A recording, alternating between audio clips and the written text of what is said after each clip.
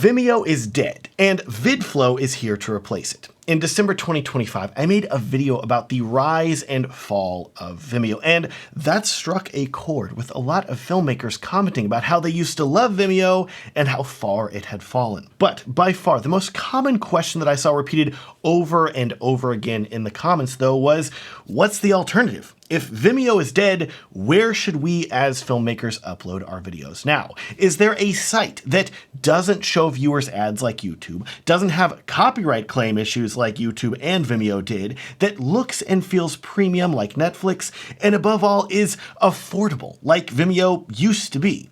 Even better, what if it didn't require you to pay for another subscription? Well, I have good news. That platform exists, and it's called Vidflow. Vidflow is also sponsoring this video because they are, in my opinion, the best alternative to Vimeo available today, and I think they're going to be extremely helpful to you as a filmmaker when you are delivering videos to your clients. Because I want to help you out even more too, I've included a link to Vidflow in the video description, and when you click that link, you're going to get 25 gigabytes of upload completely free for you to try out, no strings attached. My gift from Vidflow to you. Now, here's how things used to work. You would finish editing a video and you needed some way to deliver it to a client. Well, you could use YouTube. It's free, but your viewers are going to have to watch an ad if they don't pay for premium. And if you use music in your videos, you may have to deal with copyright issues, but hey, at least it's free. I mean, you're watching this video on YouTube right now, right? Alternatively though, you could use Vimeo. But like I said earlier, Vimeo as we know it is basically dead now because I have a small update to my rise and fall of Vimeo video for you here. Bending Spoons, the company that acquired Vimeo, 1 month after I posted my video, they went out and laid off basically the entire Vimeo staff. Just completely gutted it, which is something that I predicted, and I would not be surprised at all to see them continue to twist the knife now and raise prices for filmmakers or continue to make the platform worse overall, probably by cramming AI into it or something else that's bad for anything but boosting the stock price. Anyways, let's keep talking about your alternatives here.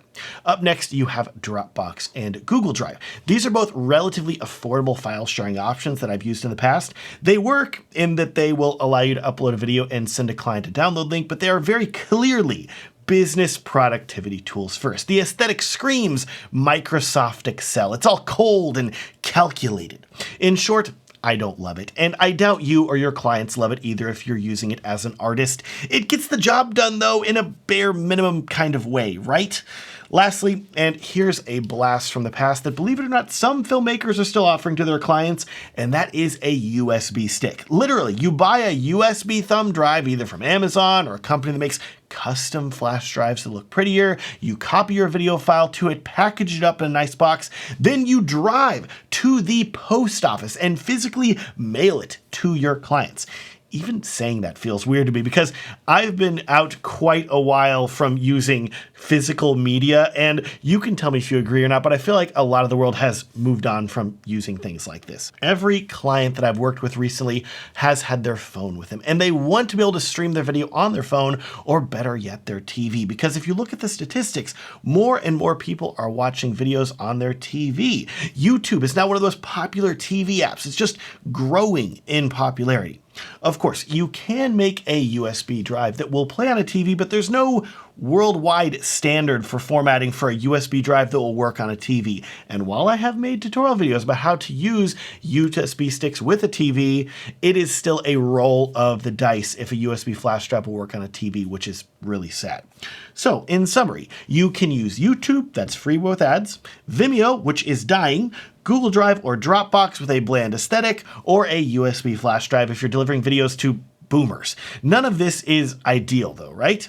Now, that's why I'm so excited to tell you about Vidflow, which is a better alternative than literally all of these other options. It's very simple. You go to the Vidflow website, which is linked in the video description. Remember, you'll get 25 gigabytes free if you click that link, create an account, and then you can upload your videos that you want to deliver to your clients.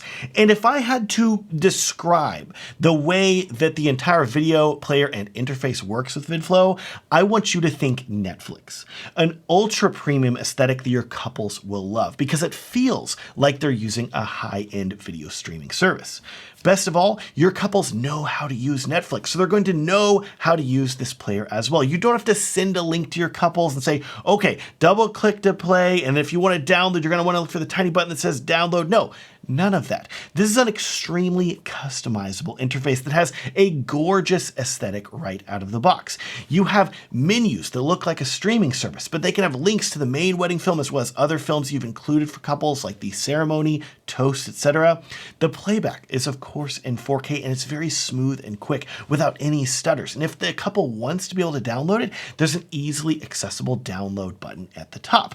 And I know that we're not talking about photography here, by the way, but you should know that Vidflow also supports photo galleries as well. So you could either deliver a video gallery, a photo gallery, or a hybrid video and photo gallery, which I think is really useful for creators that offer both photos and video. Remember, this is all customizable too, so you can change the backgrounds, the colors, the fonts to match your brand, change the position of different elements, and even better, Vidflow supports white labeling as well. So you can set up a subdomain of your website that links to Vidflow, meaning you're not sending your couples a link to Vidflow, you're sending them a link to films.yourwebsite.com, which looks significantly more professional. And in addition, I know that one thing that filmmakers love from Vimeo is the ability to send a private link or even a password protected link to guarantee that only your client will see a specific video.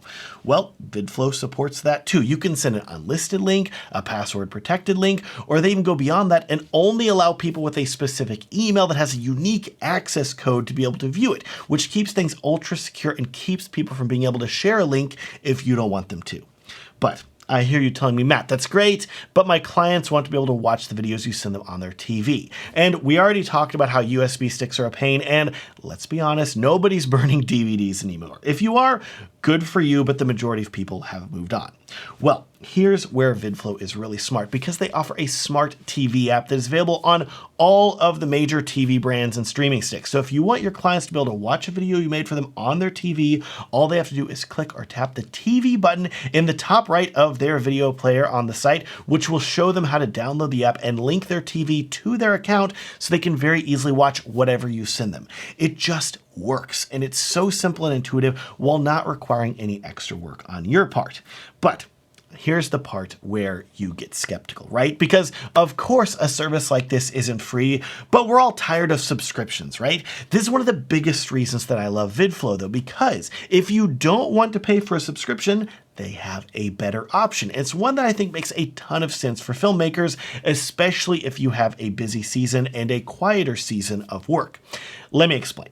Instead of a subscription, Vidflow operates on what they call upload packs. You only pay for the upload space that you need, and it is a one-time fee. So let's say that you have videos from one wedding that you want to upload to Vidflow. You have the wedding film plus a full edit of the ceremony and another edit of the toast. All you would have to do is pay $60 for a 50 gigabyte upload pack, and then you can upload up to 50 gigabytes of footage to Vidflow. There's no recurring subscription, literally nothing else to pay, and your clients will be able to play back and stream and watch their wedding videos for a guaranteed 2 years of hosting on Vidflow. Plenty of time for them to watch and download the video as a plus too. If you send a video to your client and they have revisions, you have 10 days to upload a newer version of the video with changes without that counting toward your upload quota. So if you are new to filmmaking and photography, this pay-as-you-go model makes a ton of sense because you're not paying a recurring monthly or yearly subscription. You only have to pay whenever you get a new client and you want to upload videos for them. Of course, though, if you have a lot of clients and you still don't want to pay a monthly subscription, you can just buy a bigger upload pack as well, up to 500 gigabytes in size, which buying in bulk does make things cheaper too.